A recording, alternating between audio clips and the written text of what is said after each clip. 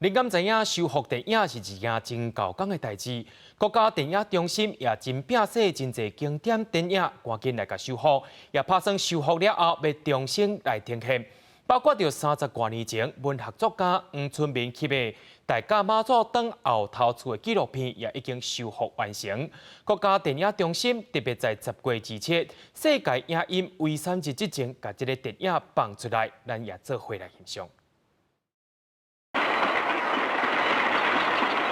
火车经过大安溪桥，30多年前来一组的善男信女，一路护驾大甲妈行8天7暝，来到上尾站北港朝天宫，大家就拢喊步啊回来哦。妈祖啊，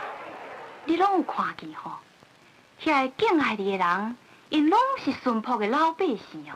这出号做《大甲妈祖转来后头厝》的纪录片，是台湾文学作家黄春明，也有摄影大师张照同，在1974年以16毫米的底片所翕的纪录片，会当讲是台湾早期纪录片的经典。这阵台湾国家电影中心的数位修复团队，用真侪时间为取得版权、整理底片，到上奥做的调光，也有修复声音甲影像，才互影像重新恢复生命。 我是感觉迄种兴奋啊，迄种敬爱，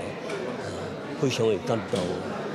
今日看恁修好的，我提早就看过啊，修了真好势。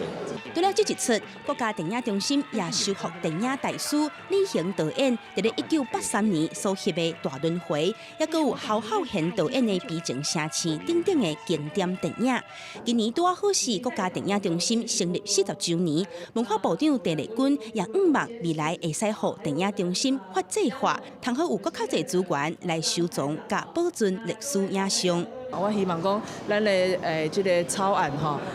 来国营中心要转型做行政法人的这个法案，会当伫今年来通过吼，咱来和国营中心上一个西部理文。10月27就是联合国定做是世界影音遗产日的日子，在这一天来临之前，国家电影中心将这修复真侪年的影片播送出来，要将咱看世代的记忆拢保存落来。以上是记者欧敏珍、张玉穗在台北的采访报道。